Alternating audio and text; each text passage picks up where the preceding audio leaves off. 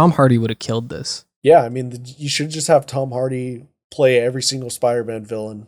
Just in the Sony universe. Yeah. Have a Tom Hardy Doc Ock, a Tom Hardy Venom, Tom Hardy Electro, Tom Hardy Kraven the Hunter, and then just have a Sinister Six of just all Tom Hardys. That would have been sick.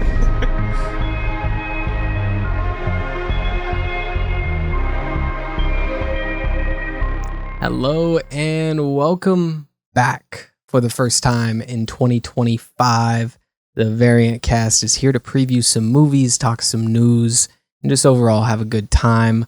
I'm here with the man, the myth, the reason why Sao Paulo had the lowest homicide rate in 24 years. The man whose New Year's resolution is just to see a good Sony movie. Trent, how you doing? Doing good. Still on that search for the perfect Sony movie. Spider-Verse came real close, but just yet to find the perfect one. So we out here. I mean, you could just cut it at the Emoji Movie. We peaked back then. I remember when that was the biggest concern that we had was a movie about emojis. Now our biggest concern is not enough movies about emojis and not enough movies about talking cute little bears that eat marmalade sandwiches. But that drought is coming to an end, as well as I don't know if you can call it a MCU movie drought. I don't know. To me, Deadpool 3 didn't necessarily feel like an MCU movie. So it feels like it's been a minute since we've been in like that universe, and we're going to be diving into a bunch of different movies coming out. There's not a huge slate. If you guys don't know, January and especially February have the lowest box office. If you just go off trends the past 15, 20 years, January, February, generally not good box offices, save for Black Panther or something. There's really not a big push during this time, but we managed to scrape together 6 movies here, and we're going to go through them with our patented Rot or Tot. We're hopefully have the record up here. I think I'm leading by 1, right? Yep. So last episode I said that, that the last slate between November and December seemed to have all of the movies that had all of the previews throughout the year.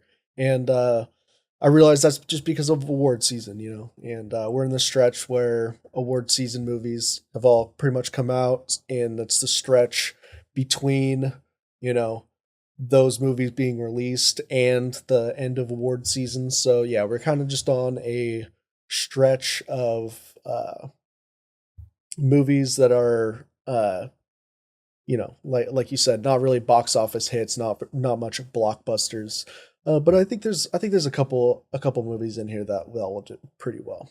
Yeah. There's, especially when you combine the couple months, we got a decent slate of recognizable movies to go through, and we're not going to be in the confines of having to pick a Rot or a Tot here because we're looking at some limited movies.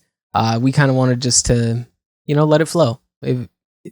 Whatever movie you draft, you can watch that trailer, pick Rot or Tot. That's completely up to you, man.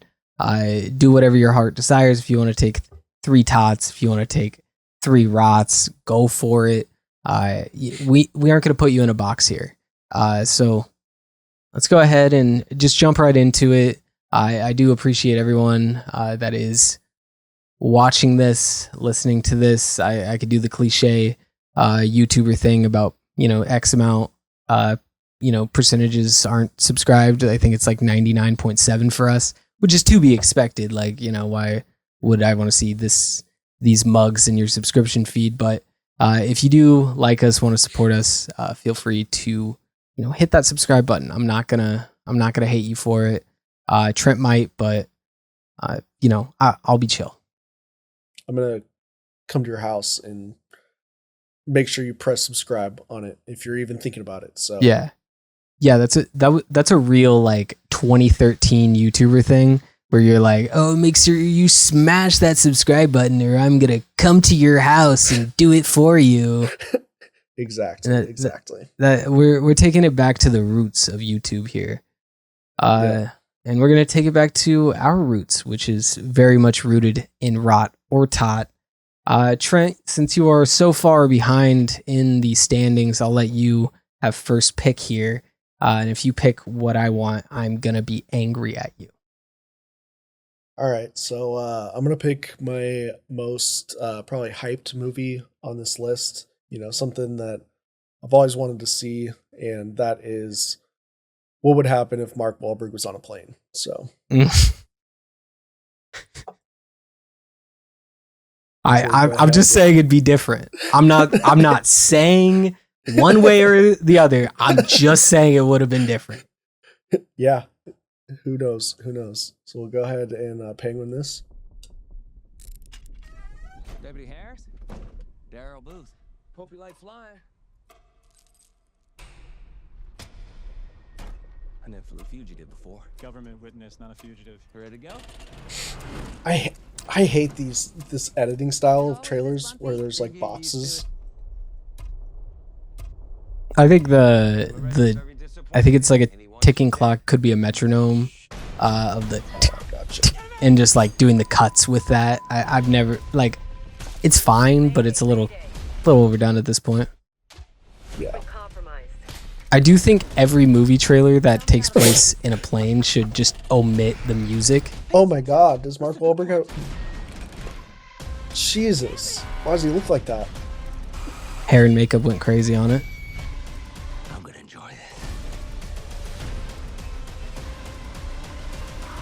You ever see a face turn this I before? need to know more about this movie. Was Mark Wahlberg approached for this, or did he have a big part in this movie being made? Yeah. Because that's like important for anyone that doesn't know. I think most people know. I'll work on getting the exact quote of what Mark Wahlberg said about the 9/11 planes. Essentially, he said that if he was on the plane, like things would have gone differently. Let's see. Yeah. This is so go ahead. Okay, I'm just gonna read the quote in case you guys haven't heard it. I wish I could do a Mark Wahlberg impression. I'm not gonna try. I'm not gonna throw any stones that way. But if I was on that plane with my kids, it wouldn't have went down like it did. There would have been a lot of blood in that first class cabin, and then me saying, okay, we're going to land somewhere safely. Don't worry. Does he have any piloting experience? Who knows? But I respect just the undeserved confidence of the man. I don't respect other things Mark Wahlberg has done. This is hilarious. Yeah. And on top of that, so this movie written I guess not written, but it's directed by Mel Gibson. So that's one attribute of it. And weird. Funny thing about Mark Wahlberg being bald in that movie is he partially shaved his head every single day for this role instead of wearing a bald cap. It seems so unnecessary. Yeah, very unnecessary. Like, and they got permission to film this during the SAG-AFTRA actor strike. So this is a strike. This is a strike movie. Okay, interesting. A lot of whys there. It definitely feels like Mark Wahlberg just maybe wants to be taken seriously as an actor, which I don't think he ever really will, in terms of like who I think of when I hear that. I think of Christian Bale and like what he does, transforming his body and like the dedication to the role. Yeah. And it kind of feels like that's what he's trying to do by partially shaving his head every single day. Or maybe it's just a flex at, 50 some years old that he can, grow his hair back. 53 years old, could just be flexing on people. Hairline's still there. Yeah, I mean it's pretty awful. It's a pretty awful hairline, but it also seems like a pretty awful movie. So I'm gonna go ahead and take that one as a rot. Or no, yeah, as a rot. So yeah, that's fair. I think it looks pretty much like a lock for a rot. It may squeak at like a 61, but I really don't see that. Really, like, you can tell by a trailer a little bit how like uninspired something is. Now, that's not always true. We've seen in Rotterdam, like, an uninspired trailer doesn't necessarily mean it's good or bad. We generally do just go by the trailers though, and we're fairly accurate if you're curious. Our percentages are pretty legit, but I'm gonna be taking a tot. I haven't even seen this trailer yet. If I wasn't on this podcast, I wouldn't, watch this trailer because, I don't want to spoil anything for myself. Like, I want to go in blind to something like this. Like, this is a cinematic event. However, I take this podcast seriously, despite the month breaks that we take sometimes. Take it very seriously. And I also take I take Peru very seriously as well. And I take South America very seriously. I love South America. I love all of them, except Bolivia. But all the other ones, dope. Love them all. Venezuela, you have my heart. Brazil, you have my heart. Thank you guys for all the support. And yeah, we will get that Zack Snyder universe rebooted, you and I together. But let's go ahead and take a look at the most important movie since the Snyder Cut, Paddington in Peru. Penguin. Thank you for using Photo Me. Oh, not at all. Thank you for having me. Make sure your face is within the red circle.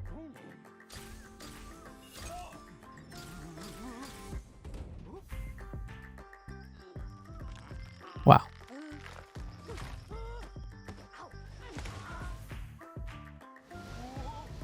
Little prequel action. We're gonna get some origin. Paddington, there's a letter from Peru. Dear Paddington, to your Aunt Lucy. She's gone, and we have no idea where she is. She raised me when I was orphaned as a cub. If you ever get lost, just roar. I know I can find her. It's not as if we can drop everything and fly to Peru. They recast To inflate your life, Jackie. the parents. Didn't mean now, Paddington. Yeah, that's fine. We're just here for the bear. Welcome to Peru. Yeah. Yeah. Your aunt seems to have set off into the dangerous. It's Aunt Lucy would never give up on me. We have to find her. But the I think this could do sneaky extremely well. Yeah. And Especially with how much like how much Paddington 2 got memed and stuff. I feel like people are gonna go out to see this movie. also, like, it's a fairly light like month. There's not a lot coming out. But I do think that there's some more energy in going to the theaters than there has been. Yeah. And I think that, maybe the reason for the title change, if anyone was curious about the tea behind the scenes, this was Paddington 3, but changed to Paddington Peru, maybe making it more approachable for people that haven't seen the first and second. They're not easy movies to watch. You generally have to, sail the seven seas or rent them. I don't believe they're on any streaming services. So I think that was a deliberate move to Oh, we got a hard stare. We should have done a trailer reaction, like one of those, like, you know, Infinity War trailer reactions where they're like screaming and crying. Yeah. To the stare. We both just start crying uncontrollably. But obviously that's good. That's gonna be a tot. I don't think making sure I get his name right. Wait, Douglas Wilson, is he the same one that did the first two? No, right? No, it was Paul King. Yeah, that's so what Paul King wrote the story of this one. I don't think he directed it though. That's a little nerve-wracking. Let's see what this Dougal Wilson guy has done before. I was just looking at that. Nothing. Music Absolutely videos. Nothing. Is he longtime collaborator of Peter King? He's 6'5". So, I mean, can we really confidently say that somebody 6'5" could confidently film a 2 foot tall bear? Yeah, no, he's not on the same height. Yeah, bro needs to get away from the camera and start getting rebounds. Like, what are you doing? Seriously. Dougal, his name's Dougal. Yeah, Dougal, something like that. Dougal? Dougal? Doug? That sounds like a Paddington character's name. He's also like an editor. This is extremely strange. I didn't know about this. I knew about the title change. You know, I laughed and I cried at that. But I didn't know that Mr. King wasn't involved, and he made a Willy Wonka reboot good. Like a Willy Wonka like origin story. It was doomed to fail, and he made it good.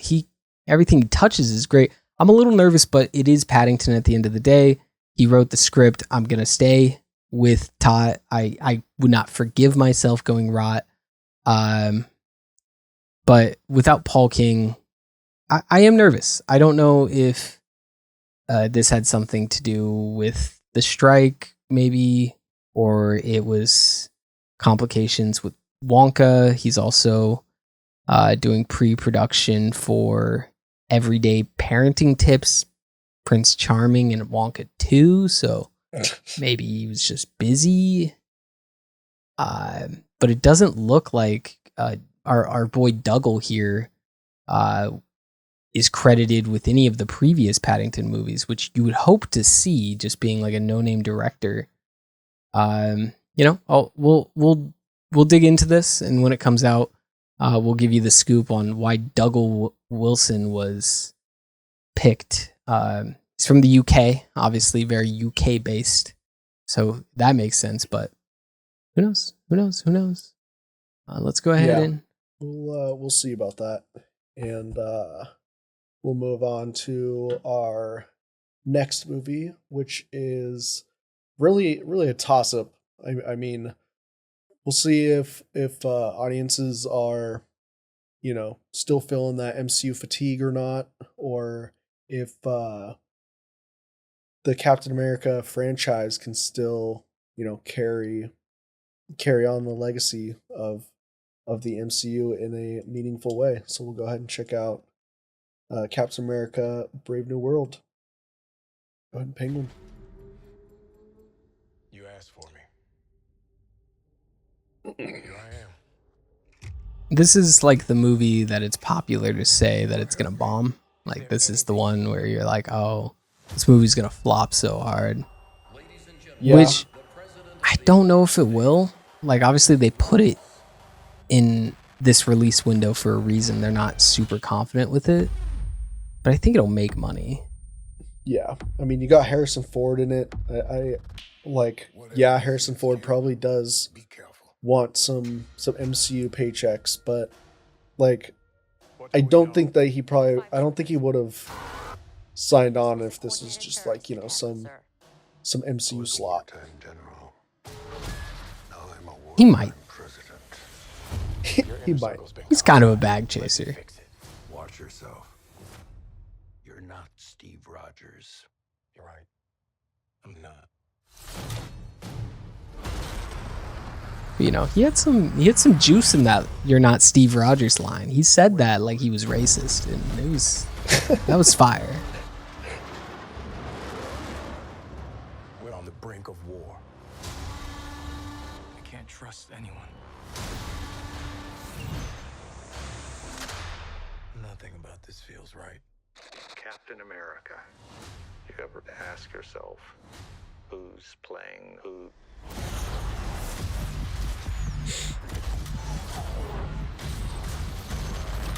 I will say, if they treat like the new Falcon like a big reveal, it's gonna be a little bit of an eye roll because it's like the most telegraphed thing ever. Yeah. Variable out there that I can't control.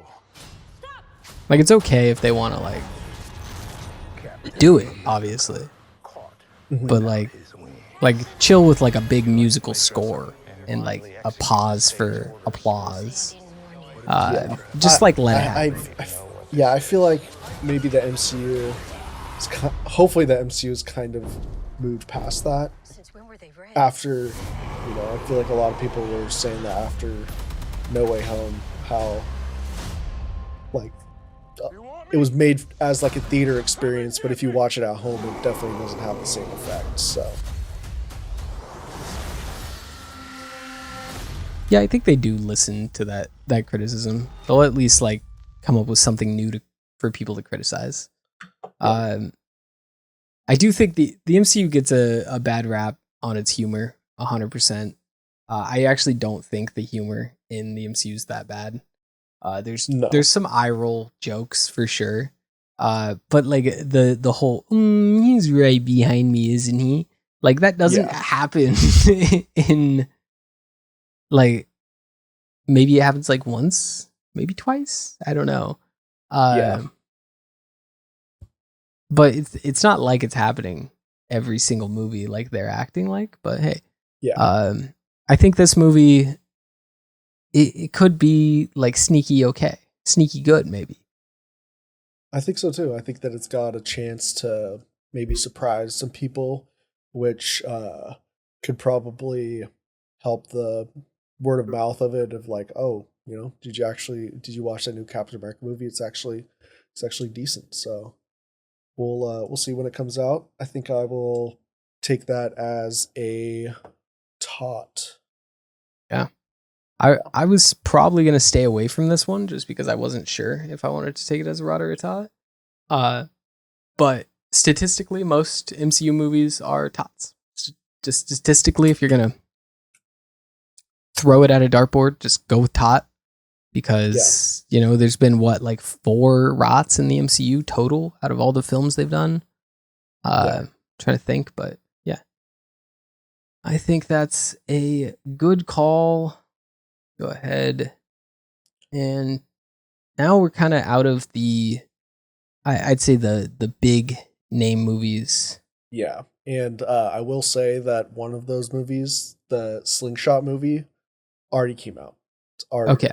It came out last year. So I just have one movie to pick here, and we'll just do 2 each.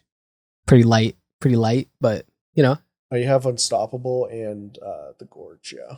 Yeah, I got 2 to pick from. One's a Prime Video. I don't know what these movies are, I'll be honest. I will tell you the Unstoppable one is the Dwayne Johnson wrestling movie. Oh, okay. The Dwayne Johnson Benny Safdie movie, I think. That's a tough one. That'd be a tough one. The one. other one is the Doctor Strange, the original Doctor Strange director. This is his new movie. I'll go with the Gorge. I think Apple TV generally puts a lot of money into these things. And most of the time they're all right.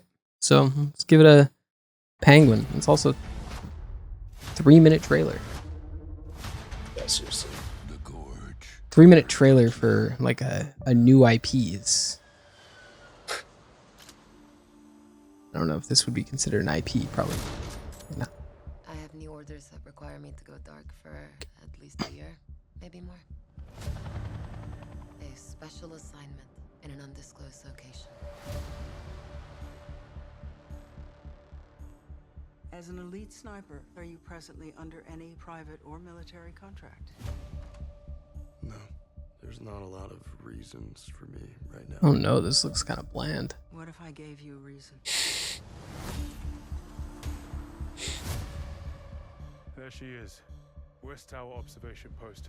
You're home for the next. Yeah, this could be a case of the movie is actually better than the. What's that on the other side? I hope the movie is probably better paced, at least than this trailer. So what's the? I don't know, this people from going in the gorge? it's kind of giving like 2.5 hour movie that says nothing right now. Yeah. What the hell is that? The gorge is the door to hell. And we're standing guard at the gate. Yeah, this is a movie where it's definitely going to take, like, you know, the longest half hour of your life, it'll seem like, to get to the actual interesting part of the movie. And then they're just going to continue to do nothing for the rest of the runtime. Yeah. Yeah, I'm leaning raw. Obviously, we're still not barely halfway into the trailer. What's the truth about? I do like that concept of like them being across the gorge from each other. That's like kind of a fun.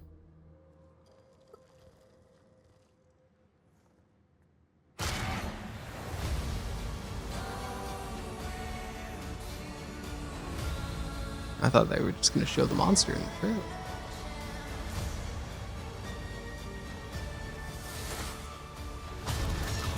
No!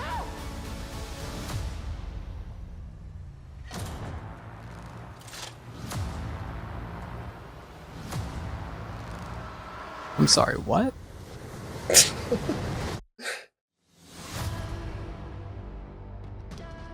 I mean, it does look kind of fire that they're going into the gorge. Yeah. Not sure why I didn't expect them to go into the gorge. Yeah, but like I said, that's probably going to be in like the last like half hour, 45 minutes of the movie. Yeah, I'm okay. I gotta look into the writer real quick because I think that's probably more important than the director in this case. Because I think, like, from what I saw there, I think there are some really cool shots. Like, I really liked the shot of him falling into the gorge. Like, I think that looked really good. It's kind of like all the color grading and a lot of the cinematography just is kind of like giving, like trying a little. Yeah. So the writer of this movie wrote The Tomorrow War. Did you ever watch that? The Chris Pratt Amazon Prime original movie? I did not.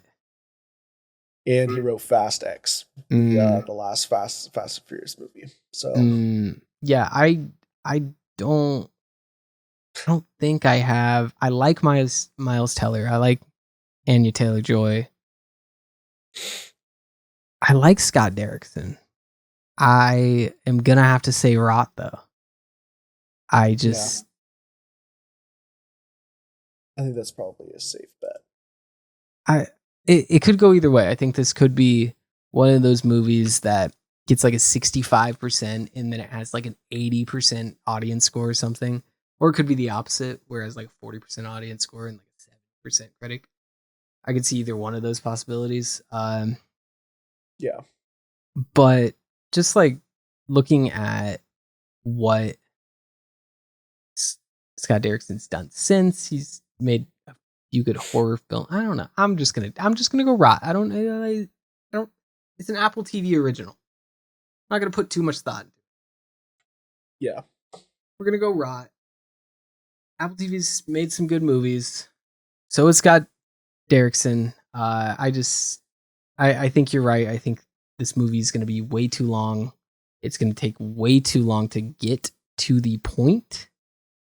And I did just look, the runtime is barely over 2 hours. I still think it's going to feel like 3 hours. It's 2 hours and 7 minutes. I'm staying rot. So just to recap for everybody, we're only doing 4 movies, and I'm doing a tot for Paddington and a rot for the Gorge. Trent, what were you rocking? I was doing Flight Risk for a rot and Captain America 4 Brave New World for a tot. So I feel pretty confident in those picks. Nice. All right. Yeah, I think we ended up getting one rot, one tot. So, everything worked out okay. So the rot or tot purists, they can get off our backs for changing the rules on them. We stayed true. Pretty light months for movies. We're also hitting this a few days into January, so that also kind of like dwindles it a little bit. But yeah, I feel good with my picks, and that'll do it for our Rotter Tot and January, February preview. I think everyone that, listened through all that, I know if you're a audio listener, maybe not the most exciting thing, but we tried to give a good amount of background going into them and talk enough during that you can be entertained. But there is also the video form if you do prefer to see our faces. We got that 15% female demographic to keep up with. I gotta let the hair down. So again, thank you for sticking through that. Now we're gonna go ahead and get into some news. What did we want to hit first? We got do you want to jump into Kraven the Hunter? Yeah, we can do some Kraven the Hunter. I kind of forgot what else we had on the list. We have watching. We have James Gunn. Oh yeah. Stuff. But yeah, let's go ahead and start with Kraven the Hunter, because that's a movie that came out. Like we were saying, this is a pretty dry time for movies, so maybe Sony thought they could sneak this one in, get a little hit on the books. Aaron Taylor Johnson playing Kraven. That's about it. It was 16% on Rotten Tomato. Was anyone 35% on Metacritic, 5.4 on IMDb. 59% of Google users like the movie. That is a low Google users. Google users love everything. Directed by J.C. Chander. He hasn't really done anything else, but that is pretty on par with Sony projects. I don't think many big name directors want to touch these movies at all, and for good reason. As we've seen, with Madam Web, with Morbius, these movies aren't well thought out. I honestly haven't even put enough care in to know what is wrong with this movie. I just feel like I know. Yeah, the writing's pretty much always been on the wall with these movies. After like Venom 2 and Morbius, like the Morbiuses and the Madam Web start coming out. But yeah, it just felt like this movie was always doomed to fail. Like nobody ever thought this movie was going to be good.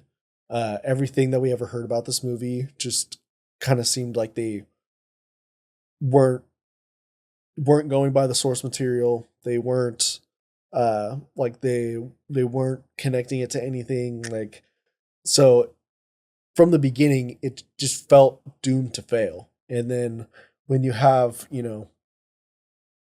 like, you probably need a bigger name if you do want to just make people watch the movie. Like if you would have got, I don't know, an Oscar Isaac, somebody like that, maybe you would have got a little bit more people to go watch it.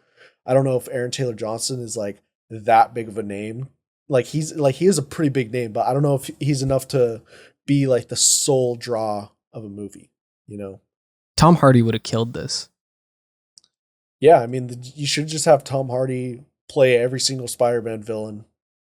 Just in the Sony universe, yeah. Have a Tom Hardy Doc Ock, a Tom Hardy Venom, Tom Hardy Electro, Tom Hardy Kraven the Hunter, and then just have a Sinister Six of just all Tom Hardys. That would have been sick. Honestly, that sounds like a better idea than what they're doing somehow. Looking at the reviews, like I can't even distinguish like a defining feature about this movie. It's just like a lot of the stuff I'm seeing is just bland, soulless, joyless. Lots of shots of the backs of people's heads, I guess.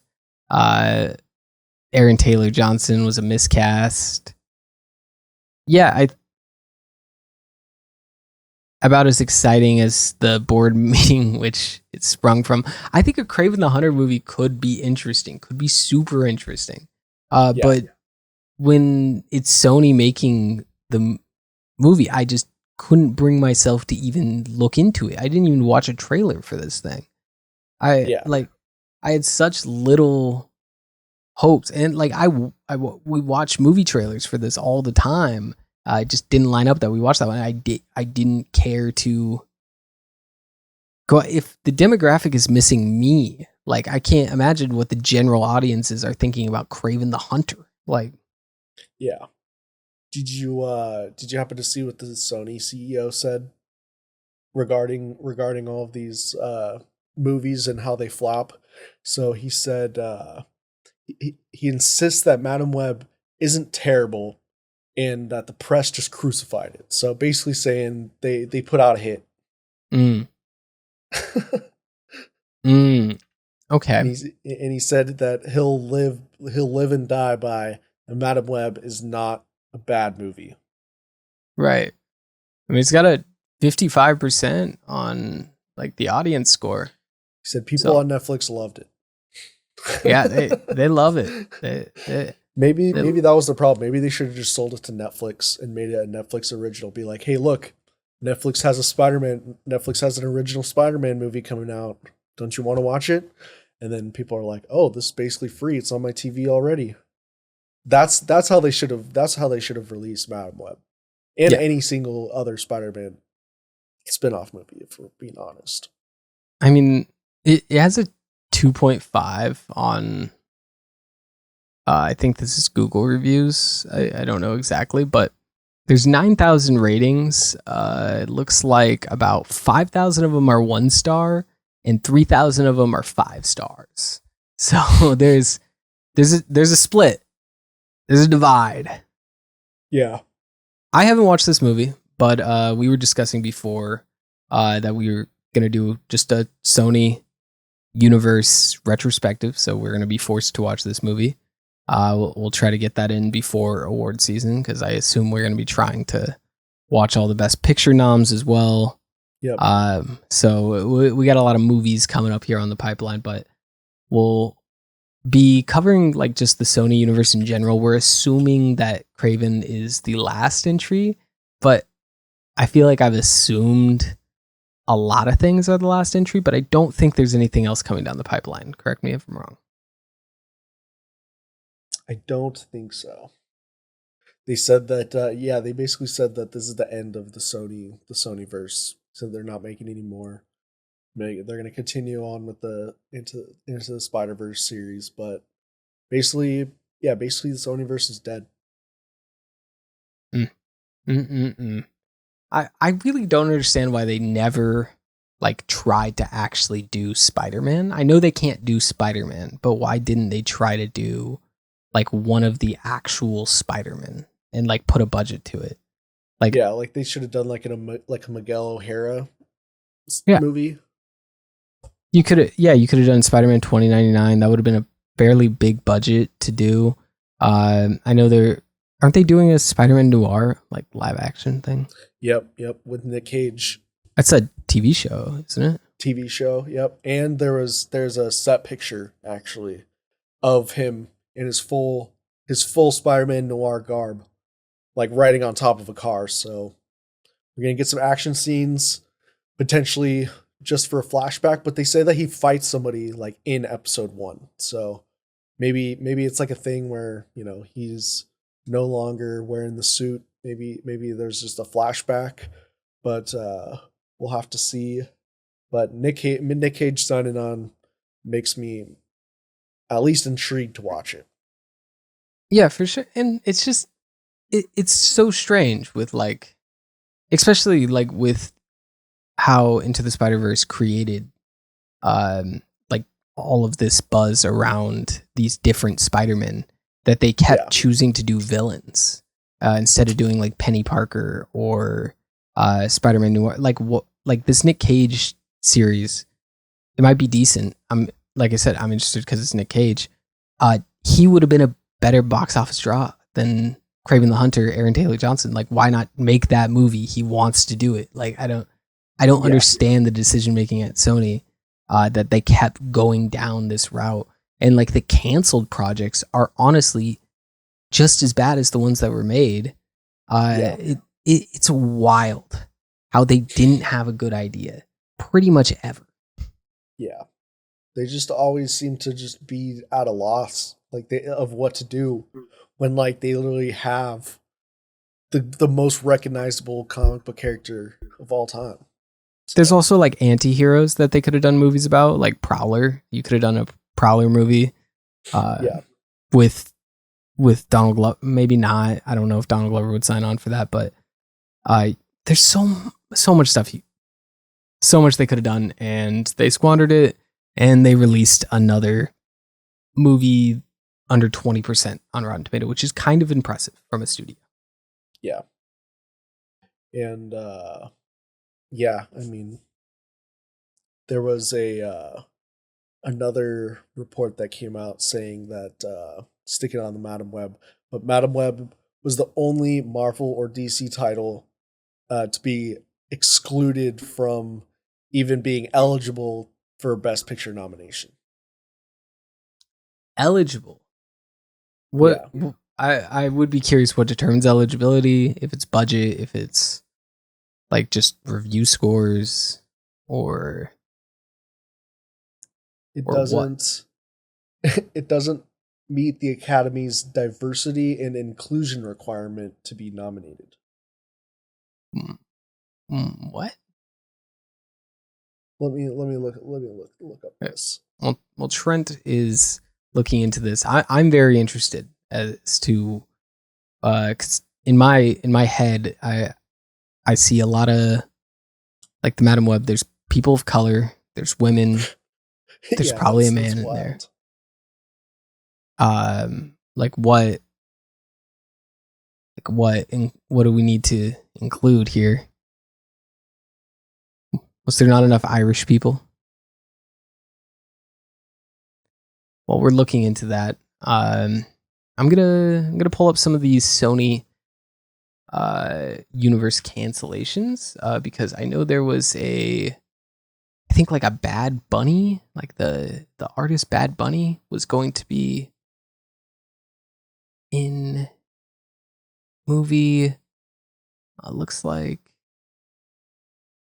Honestly, we might just cut this because I'm not finding anything. So maybe, okay, so I think so it doesn't say exactly why it was excluded, but it says that many people theorize that the word on the street is that the film didn't hit the diversity benchmarks in inclusive casting in crew roles. So maybe they didn't have, maybe like everyone behind the camera was a white man. Mm-hmm. But that's very interesting. That is that's not something that. And apparently this is a new thing. Apparently this is a new thing. Apparently the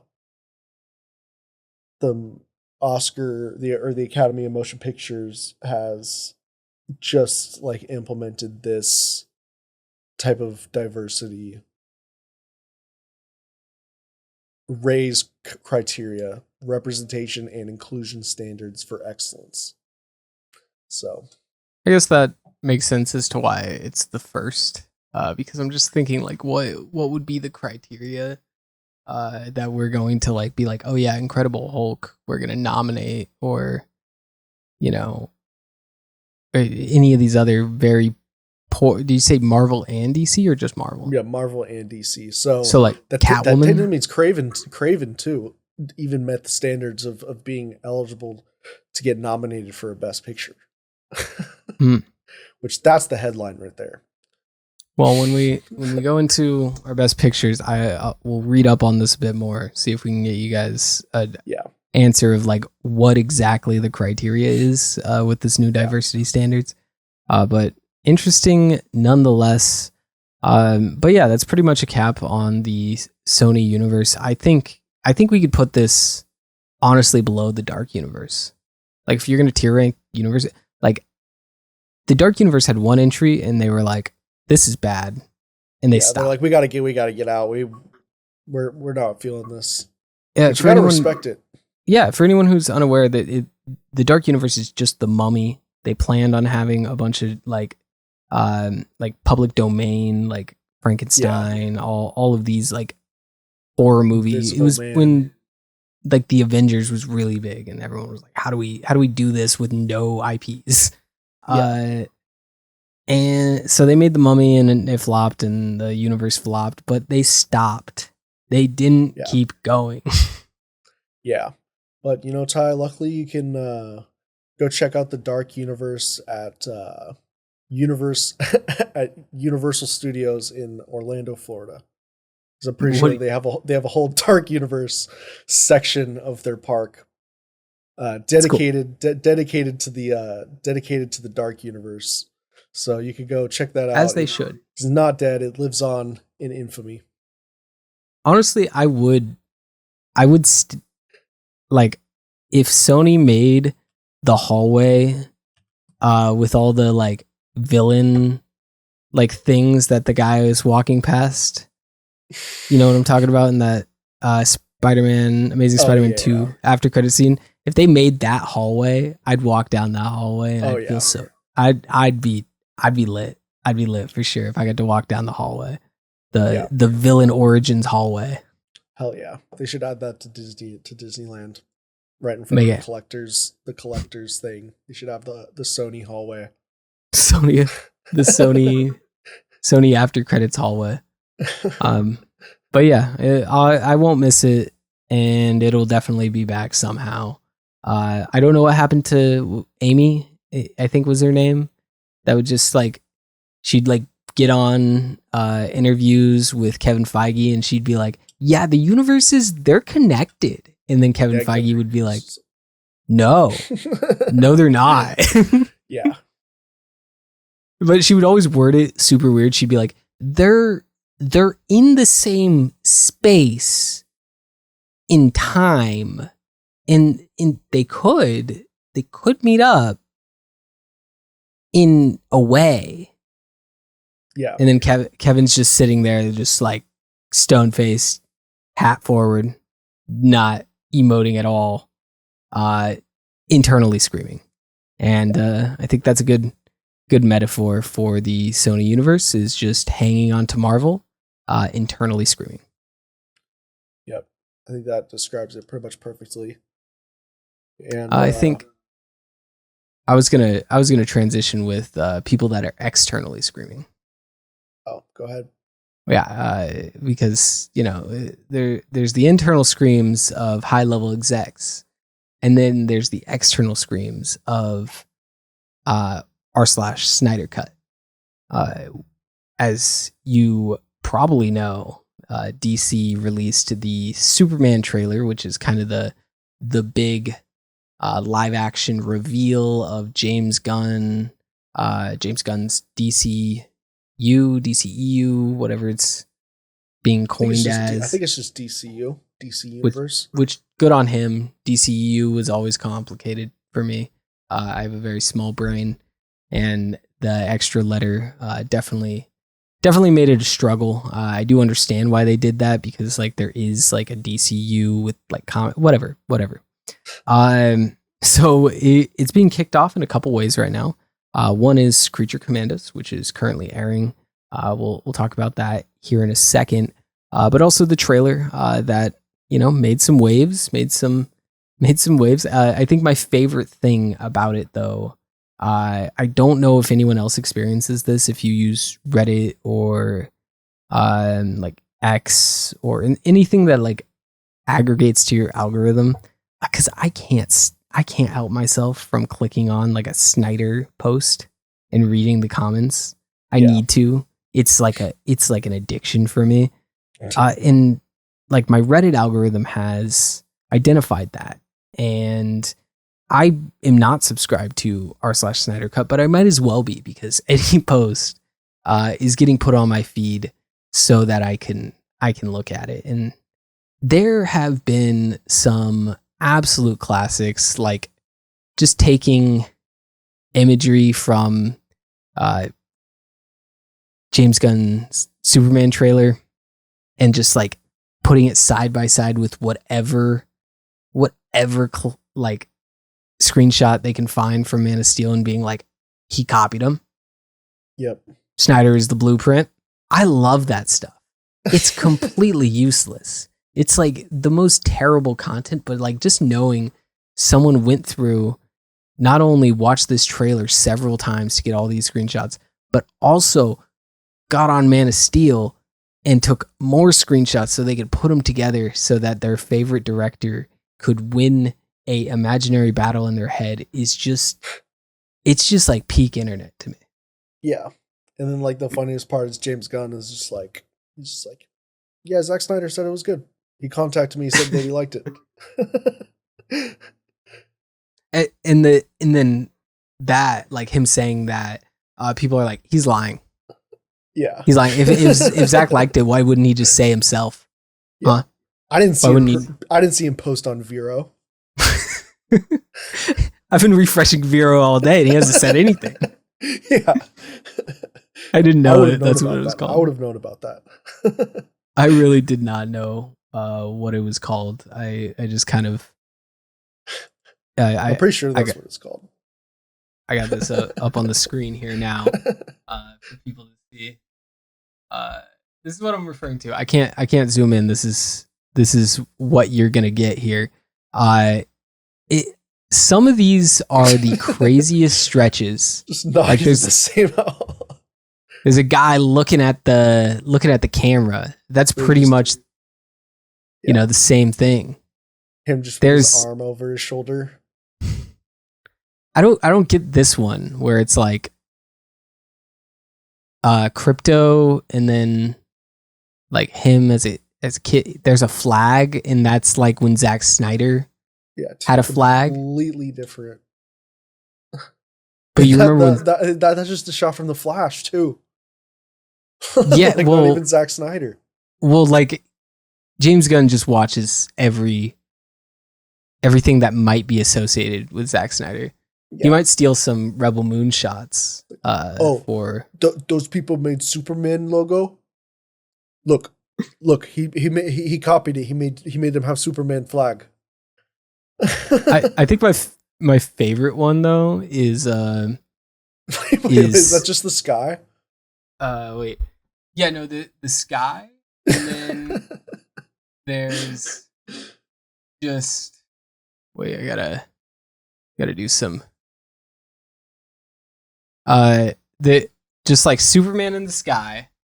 Like I can't understand why James Gunn wouldn't come up with his own thing for Superman. Like, how are you gonna have Superman flying? Zack Snyder already did that. And then Zack Snyder was the first one to put from Zack Snyder, director of blank on Twitter. And then James Gunn just comes here and just like, oh, I also directed something. Like, no, you didn't. Who do you think you are? Yeah. Coming at my boy like that. How dare you say you directed something on something that you directed? But and like some actual news. I do just want to preference, because we probably have some people that are like on this like train of, oh, Zack Snyder's so much better than James Gunn, or the other way around. It doesn't matter. Zack Snyder made his movies. James Gunn's making his movies now. Just like let him come out. There's gonna be a lot of time before James Gunn even has 3 movies out. You have so much time. Don't stress about it. Yeah. And like, even if you don't like him as much, that's fine.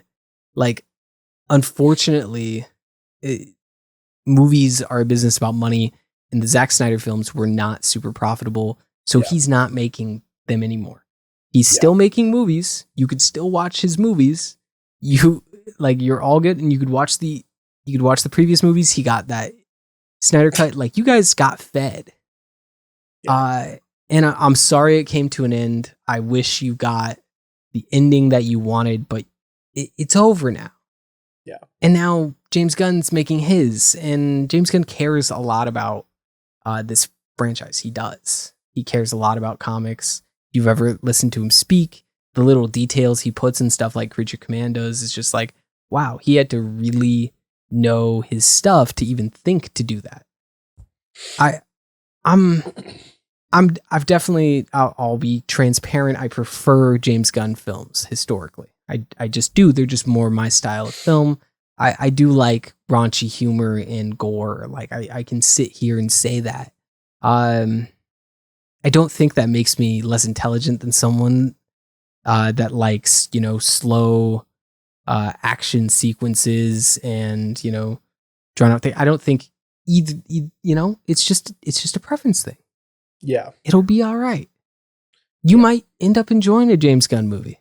You might already have. That's the worst thing in the world. Can't like a James Gunn movie. No. I hate James Gunn because he has a wife. Yeah. And that wife is in his movies. Yeah. That upsets me for some reason. How dare he have friends and put them in the movie? How dare he have friends and put them in a movie where he this is like another thing. I think we were there's a lot of talk right now of Brave and the Bold being delayed, and conversation around Rob Pattinson being like the Batman in the new DCU, and I think they could very easily form that. I don't think that's going to happen. And me personally, just reasoning, James Gunn very much when he got in front of the screen and was just like talking about the universe and like what he wanted, and what we've seen from Creature Commandos so far.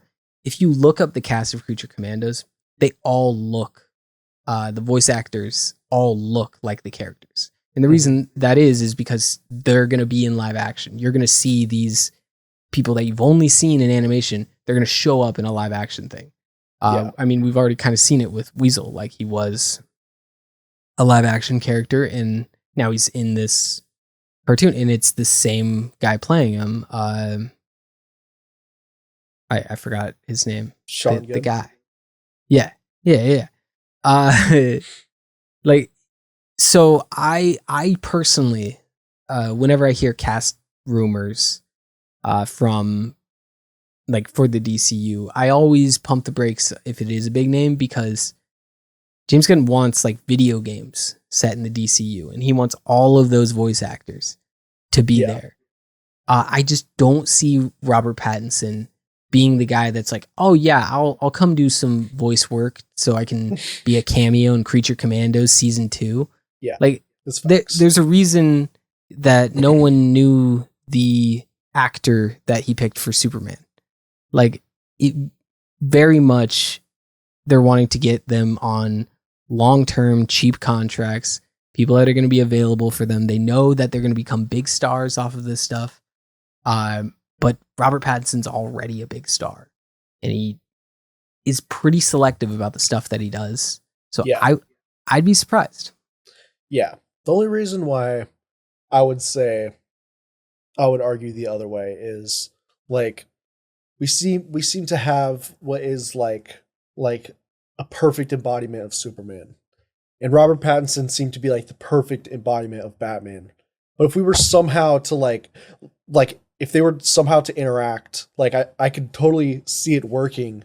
But at the same time, like we have characters like the Penguin who are just like beating people to death with crowbars and like strangling people to death. And then you have like Lex who's like, oh, you're gonna have to stop this energy beam, Superman, or like, you know. So it's like I like the idea of, because James Gunn always talks about how like he's totally open to like when different, like if a different director was to come and take over and do a Superman movie, that like they could completely change the look of Metropolis, because like that's how it is in the comics. Like they like each artist has like a different take or different like interpretation of the city, and I'd be totally open to that. But yeah, like you said, I don't know if they would be able to pull Robert Pattinson's arm enough to make him agree to you know, have like a long contract and do all of those other projects. And that's maybe not required. Maybe they can be more protective because he's Batman. Maybe they're not going to have Batman cameo in a million things. Like they want Batman to be a special event when he shows up. And maybe for that reason, Robert Pattinson makes sense. I do also think that like if James Gunn were to write and develop a Batman, it would probably seem very similar to what we got with Robert Pattinson and the Batman. Like I don't like that seems like what James Gunn would do, especially with like the Bruce Wayne aspect of it. I could definitely see him doing that. So either he does like a 180 from it, or he just kind of copies it, or maybe they just recast him and say it's the same guy. There's layers to it. I don't think they want to recast, at least this early on into the universe, but I guess if you're going to do it, it makes sense to do it now. But if you're going to release a movie, Brave and the Bold, I can see why like they'd want it part of the universe, you know, just because the DCU has been messy, like it, and it would clean a lot of things up if it was like, oh, this new Batman movie, oh, but it's not actually part of the new DCU. Would that affect ticket sales? Would that? I don't think so. It's Batman, but I don't know. There's moving pieces there, and I think it could easily slot in if it wasn't like Robert Pattinson. I don't know. He isn't like the biggest name. Who knows? I'm 50-50. Yeah. And I would like to see if there is like two separate Batmans. Have like a completely different look. Maybe have like a bigger build dude instead of like the kind of like smaller Robert Pattinson, and have like the blue cowl. I'd love to see the blue cowl make a return instead of black. I know that, you know, there's some controversy online of whether or not he actually had a blue cowl or if it was just the light reflecting off of it. Give me the fucking blue cowl, okay? And you know, I could totally see that Batman. I think they said that like this Batman's already going to be established. We're not going to see the Waynes shot for the 15th time in a movie, and it's going to be already established. Like Gotham City is going to be rampant. Maybe he already has a Robin. I'd like to see that, but yeah, I'll be watching, you know, whatever happens. But I would almost prefer two separate Batmans. Yeah, I can get down with it. I also don't think, like, I feel like I don't know really what the sentiment on this is, but I want to see Joker. Like, I want to see like a heavy Joker presence, and I understand like Joker is probably the most used DC villain across like all mediums, but like there's a reason for that. It's a fun character, and I think like it does make DC feel like DC when Joker's there. And I would argue we haven't actually gotten a real live action Joker since like Dark Knight. Yeah. Like No, a real definitely. true. Just like somebody who's always in the background, always like, always looking up on a TV. It's like the Joker strikes again or whatever, and he's always getting loose or whatever. I'd love to see that. Yeah. I think James Gunn could do Joker really well. I would sign up for like a solo Joker movie. I don't think we'll ever get one, at least for another 20 years, just because. But I'd like to see like a Joker movie in like the DC universe where the antagonist is just a superhero. I think that would be really fun. It is crazy how the Golden Globes were a couple nights ago, and Colin Farrell won for his role as the Penguin, and that makes three Batman villain actors that have won Golden Globes to Marvel's 0. Because you had Heath Ledger win, Joaquin Phoenix won, and Colin Farrell won. So pretty crazy. And that's big for the DC has better villains debate. Goes on for some reason. Yeah. Not saying they're wrong. I can't imagine like debating. Yeah. But do you want to talk about some Creature Commandos? How do you like it so far? Yeah, I mean, like I said, I'm a sucker for some crude humor and gore. Like I could like I understand why some people don't like that, don't think it's funny, and like I get it. It is a bit more oversaturated now than it was 10 years ago. But I don't think that that's the whole heart of the show. I think that's just, part of it. I think that's kind of the appeal of doing something in animation is you can do a lot more with gore. You can do a lot more just with visuals, and I think James Gunn's making the most of that. I don't know how involved he is in the animation side of things, but I think the animation is great. It really does feel like kind of a Saturday morning cartoon, but like it's very adult. The dialogue is very adult. There's I'm about I think 6 episodes. I think that's what they're up to. And I'm loving it. I love the way like I've never seen like a James Gunn TV show ensemble thing like this. The only other James Gunn TV show I've seen is Peacemaker. But I'm loving the way it's just like every episode's an origin story. Yeah. And every single time I'm like, okay, I'm really excited for this person's origin, and I'm really excited for this person's origin. But I'm not necessarily excited for like this person's origin. And then I get to that episode and it ends up being like one of my favorite. Like I didn't really care for G.I. Robot. I was just like this kind of what, and then and then the origin story for G.I. Robot, I was like, I would die for this man. Yeah.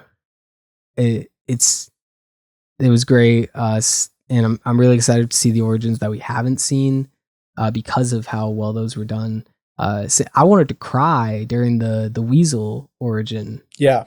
No, I like that got me a little. That's like just as good of writing as James Gunn's like ever had on the Guardians movies or anything. I feel like that was up there with some of the most like emotional beats that James Gunn's ever had. I feel like. Yeah, no, it's very much Suicide Squad like meets Guardians, which probably sounds stupid to some people because I think those two have always been linked a little bit. At least with Suicide Squad, like the first iteration coming out after the success of Guardians of the Galaxy, and definitely trying to like copy a lot of the things that worked well. And then James Gunn obviously did his own Suicide Squad, so they're kind of forever linked, but they're very different things. And I think the biggest difference is like Guardians are kind of a chosen family. Like they could leave at any point, but they stay together. While Creature Commandos and Suicide Squad, they're not by choice. They are there because they have to be. And there's a lot of good emotional moments because of that. Mm-hmm. I was not intrigued by the bride at all, and she's such an interesting character. Yeah. Like I'm a character guy. I like characters above cinematography, like characters above action. And that's why I do gravitate towards James Gunn, because he does stuff like this. Like, I was not excited for Creature Commandos, and now I'm like, when's the next episode coming out? I'm frustrated that they're only 20-minute episodes. I don't think you could have done a better job kicking off the DCU and showing that, hey, this is very different than the previous iteration of the DCEU. Not saying one's better than the other. I'm just saying very different in terms of how it wants to present itself. Yeah. And yeah, it's not afraid to go to like different parts of the DC that we haven't seen yet in this iteration, like Themyscira and stuff like that. And it does a good job of, using characters from that, but not necessarily having to go through and do like a whole background history of like, this is Themyscira, this is where Wonder Woman's from, and it's an island full of women, and Chris Pine landed there in an airplane. So I do like it. I like the world building aspect of it, and yeah, like you said, the cast of characters is great. I didn't know how invested I was gonna be for like GI Robot and the toxic dude, or yeah, like you said, the Bride of Frankenstein. But I want to see all of them. I want to see all of them in live action. Like, I want to see Bride of Frankenstein show up in something, like show up in Peacemaker or something, or I want to see. I mean, now that, spoiler, we might not see GI Robot again. They could always rebuild her though. I hope that they could rebuild her. I think there's a good chance we see GI Robot again, because they had that little moment with his head. They can, if they want to, put that head on a new body. Yeah. It's really just up to. I think they will. I think that'll be like maybe a season 2 if Creature Commandos gets a season 2.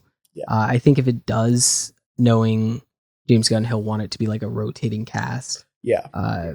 Where, this current iteration, maybe they get their freedom or whatever it is, and then rotate in a new cast of monsters. I think that'd be pretty cool. I'm really excited to see where it goes, and it just makes me excited for like the DCU in general. Like, I think I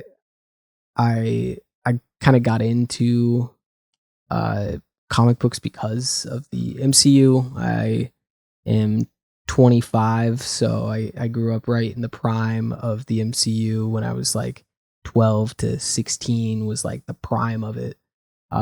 So I don't think there was ever a point where I thought I'd be more excited for like DC projects. But that's definitely where I am at this point. And it's hard to say it's not because of James Gunn. Love him or hate him, I think he makes compelling narratives. Yeah, definitely. But we're already pretty long. We're doing a longer episode because it's been a while. We got a lot to catch up on, and this will probably get spliced into multiple videos if you prefer watching it that way, or if you just prefer watching the full thing. I'd love that, or listening to the full thing. Feel free to let us know how you listen in the comments below, as well as just any opinions if you prefer the new DCU or the old DCEU. If you think there's ever a chance like that narrative gets finished, I think with James Gunn in charge, the narrative, like Zack Snyder's story, could potentially be finished in animation. I could see that, and them doing like they ever do like a multiverse thing, like 8 years down the road, 10 years down the road. I could see, James Gunn reaching in that bag and bringing Zack Snyder to do like an animated thing. I could really see that. Yeah. Sorry, I don't think Netflix is buying the rights. The set picture of James Gunn and Zack Snyder shaking hands in front of Superman would go crazy on the internet, no matter what side you're on.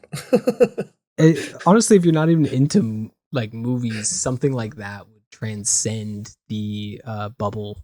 Yeah. Where it would go out of it. It'd probably become like a meme. People wouldn't even know who they are, and they would be seeing it. I I got a little roundup of some rom-coms, a little rom-com roundup of some films I watched in last couple weeks. Just going through them. I got Why Him, which is from 2016. It's an interesting film. I was surprised to see it at a 40% on Rotten Tomato, but it is a rom-com. They historically perform a lot lower. James Franco is the lead, and I think James Franco does carry this film, but in a not great way. So I could definitely see why it is kind of looked at with a bit of a side eye here. There's especially the ending is very wonky. Basically, it's a story about a daughter and a father, and the daughter she invites them out for Christmas with her new boyfriend being James Franco, who ends up being like a billionaire or multimillionaire. And he's like just kind of like the worst, or he's portrayed to be like kind of the worst, but he's not. I don't know. It's really not. There's a few laughs in it. I wouldn't say it's worth a watch, but Bryan Cranston does kill it. So if you want to see like James Franco and Bryan Cranston like wrestle in some elk piss, then it's solid for that.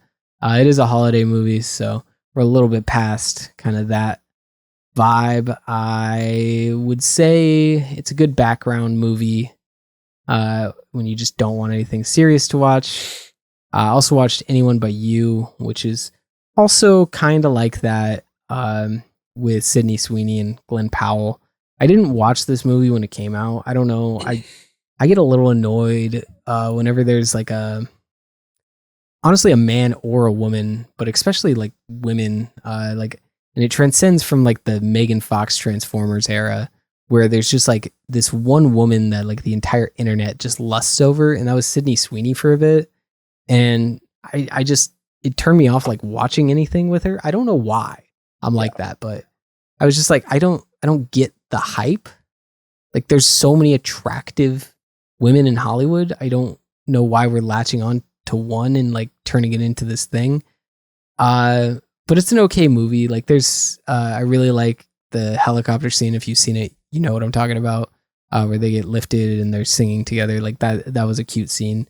But I'd say 40% of the movie is pretty mid, and 60% is actually a pretty solid rom-com. But it's, only an hour and 40 minutes.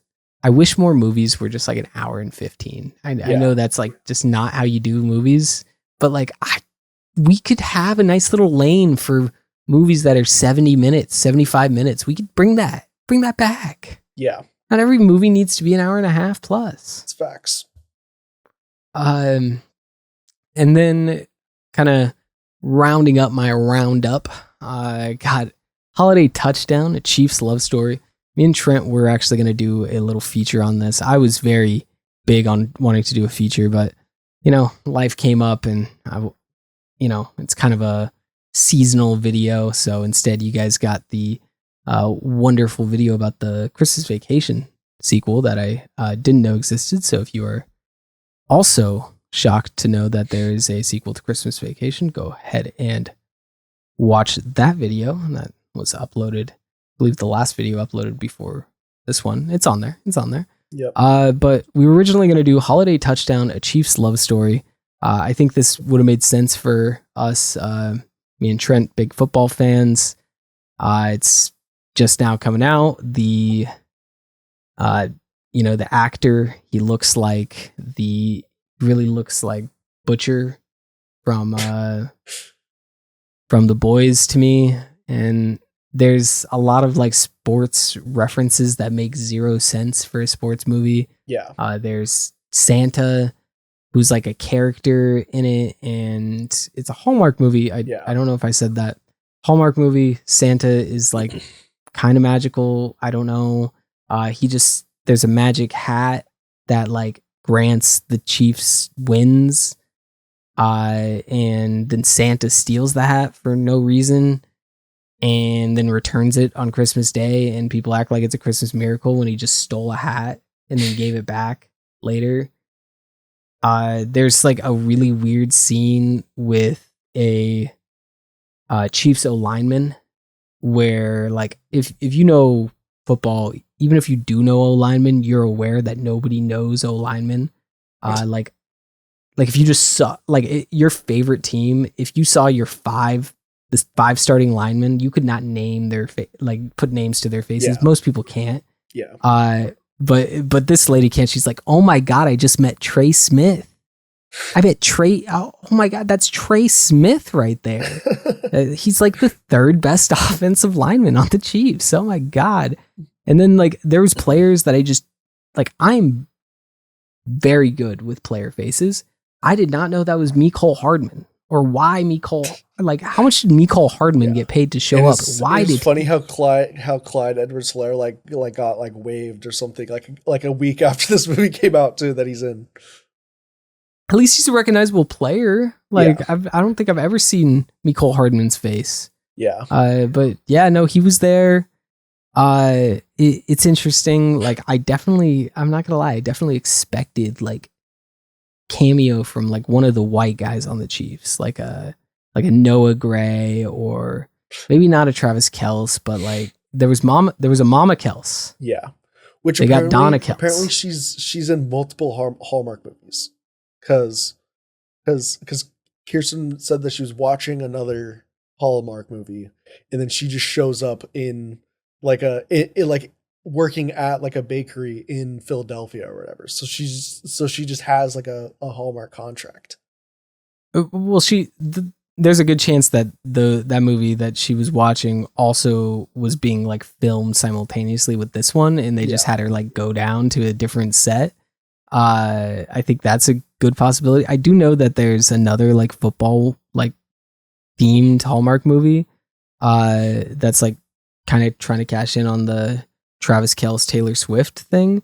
Yeah. And then in that they're like, oh yeah, he's a 9-time MVP wide receiver. It's like it's just like crazy to make a movie about football, and I understand that this isn't made for football fans, but like just a quick Google, a quick Google, you would know that a wide receiver has never won MVP, and you're gonna say a 9-time MVP. Like, you do not understand what you're saying there. I won't rant too much about football inaccuracies in Hallmark movies because that's literally screaming at a wall, but it's a problem. We gotta get someone that knows a thing about football. There's gotta be. Yeah. And then just to transition into Trent's movies, one we both watched was Wicked. I'm sure you've heard about Wicked. It's a movie. It's a good movie. It's long. It's really long. I went at 11 p.m. to like an 11 p.m. showing. And there was no one else in the theater. Like, I'm not saying like it bombed or anything. It's like an 11 p.m. showing. No one is going to an 11 p.m. showing, especially a movie like Wicked, maybe like a horror movie or like a Marvel movie. You'll see people at 11, but not Wicked. So we were all alone in the theater, and it felt like it went on for like 5 hours. But you know, it was enjoyable. It's exactly what I expected. It visually looked great. The songs sounded great. The character interactions were pleasant. Yeah. I thought all the songs were great too. I thought that it's probably the best musical I've ever watched, just because like the story and the songs were so integrated in each other, and you couldn't really have one without the other. I thought that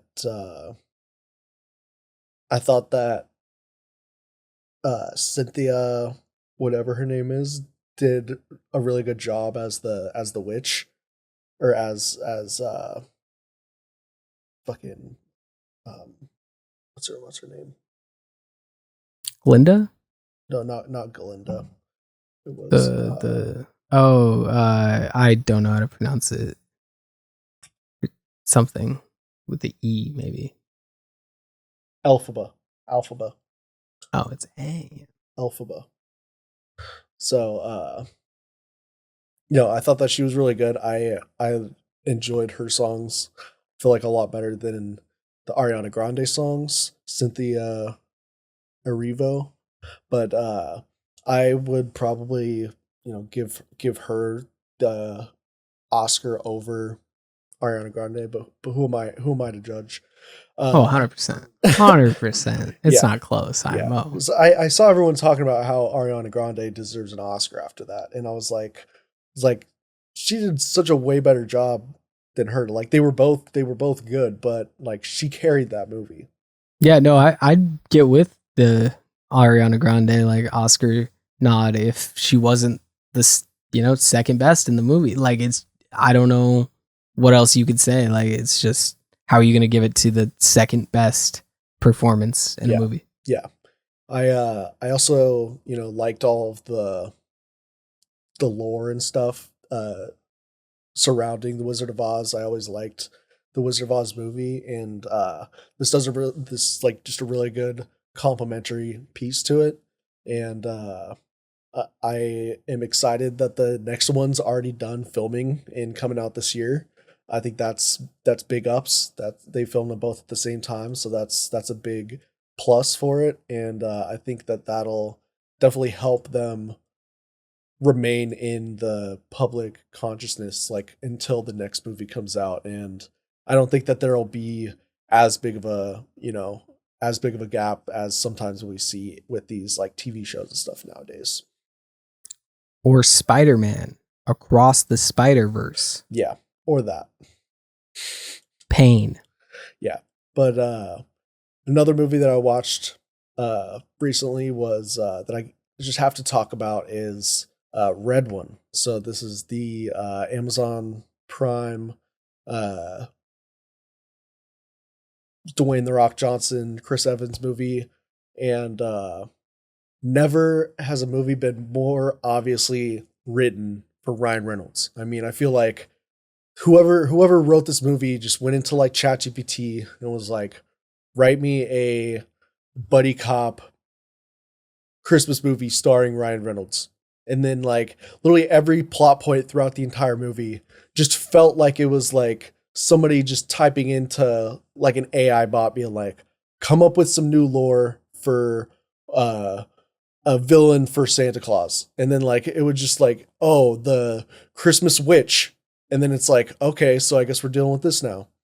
And then like just I don't know, just every scene, like it just felt so uninspiring. Like, I mean, we already heard all of the behind the scenes stuff of The Rock always showing up late to sets, pissing in water bottles, having to film in separate locations because like Chris Evans like scheduling just like didn't work out some of the days because Dwayne Johnson didn't show up to set. So all these problems going on, and it just very much seems like this movie was just not ever going to be good. I mean, it was just maybe one of the worst movies I've ever seen. Never getting back those couple hours, and on top of that, probably the worst designed North Pole I've ever seen in a movie. You know, I love me a good Christmas movie. I love the design of the North Pole in the Tim Allen Santa Claus movie, Elf, all stuff like that. But this one literally just felt like a CGI, like a CGI void city that was just didn't feel lived in at all, and was not a fan of Chris Evans trying to be Ryan Reynolds. Yeah, that movie was just all around really bad, and I do not recommend watching it. Yeah, I was telling you before, I literally like wanted, it's Christmas Day, finished with all the family stuff, like 4 p.m., time to like knock out a couple Christmas movies, Had Red One on, had to pause it for some reason, like 3 minutes in, and then just like decided, no, I'm not gonna watch this. Yeah, that was And that it's was a good. good call. Good to know that that was the correct decision. I did just want to. We're already, approaching feature film length here, but I did want to touch on something that, I think is important Hollywood news right now. And you mentioned Ryan Reynolds. His wife is in the news right now. This movie we talked about when it came out, It Ends With Us, which was a fine movie, but there was a lot of drama. Very early on. There was rumors that Ryan Reynolds was writing scenes completely like uncredited, was just writing in scenes that made it into the movie, which is just insane. His production company like came in and like reshot things, completely like just unaffiliated. It definitely, I don't know. I was always on the side of Justin Baldoni. Just kind of seems like a little bit of a slime ball. Like he always just seemed like a little bit of a slime ball to me. And I'm not, saying anyone is correct, but that was my opinion before. But now there are lawsuits, as Blake Lively is now suing. I don't know. Don't quote me on this. Look it up if you want to see the exact lawsuit. But she's basically suing him for sexual misconduct, as well as like, I believe, slander or something of that kind of realm. Defamation or basically, something. Yeah, basically just like accusing Justin Baldoni and his team of kind of fanning the flames of the Blake Lively hate that was going on. That still goes on, but definitely did ramp up around like the release of this movie. And then there was allegations of, Justin Baldoni like showing weird videos to crew members. Like I believe the thing was like his wife giving birth or something like that. And he was just like going around like showing people those videos. He has a bad back, I guess, and he was just like going around to anyone that would like listen to him, asking like how much Blake Lively weighs. Just a bunch of really strange behavior. He was not only the star, but also the director of the movie. A lot of strange dynamics. It probably will go down as one of the messiest movies of all time. Like in terms of like backstage drama, like this is pretty peak. Obviously, it's exacerbated by like Blake Lively and Ryan Reynolds. They're kind of a polarizing figures these days. But I think I'd probably side with them on this one. I don't know. I just, any guy that goes around like campaigning that he's a feminist always just kind of rubs me the wrong way. And I am someone that like can say like, oh, I'm like by definition I'm a feminist and I don't feel weird about that. But like he like there's pictures of him like in t-shirts wearing stuff, like he does like a lot of things that just, he just seems slimy. I don't like him. But yeah, that's something to keep an eye on. We'll update you if there's any conclusions to this, any more allegations. But currently, it's just a lot of strange behavior by Justin Baldoni, accusations that him and his team were, running a smear campaign. So, some interesting stuff out of Hollywood. Yeah, we'll see if that comes into fruition at the Oscars. Maybe there'll be a physical altercation like a few years ago.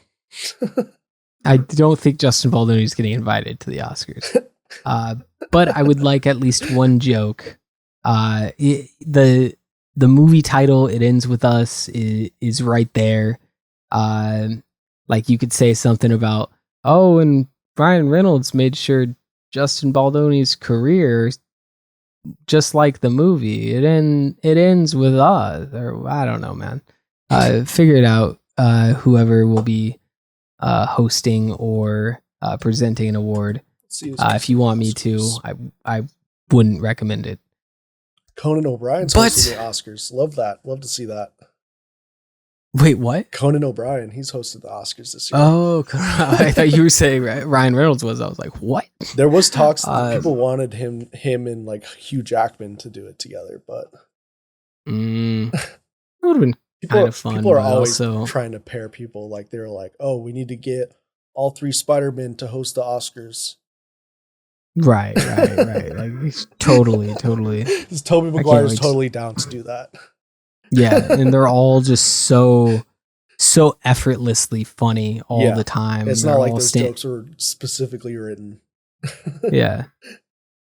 I think the only one that probably could would be Andrew Garfield. Just like seeing him in interviews, he seems like he could carry himself. Yeah. Tom Holland, I don't think, unless he's scripted, could pull that off. But hey, shout out Tom Holland and Zendaya. Yep, they got engaged, right? They got engaged. Big old diamond. Diamond. I'm saying north of 500K. Oh yeah, I'm sure. Yeah, it's upwards of $1 million. So yeah, if you guys find any big diamonds laying around, send them our way. If you got any recommendations, go ahead and send them our way. Otherwise, thank you all for watching. You got anything left, Trent? Nope. Go watch some movies. Go watch some Oscar noms. Yep. We'll get on that, and we'll see y'all next time. Deuces. Dope.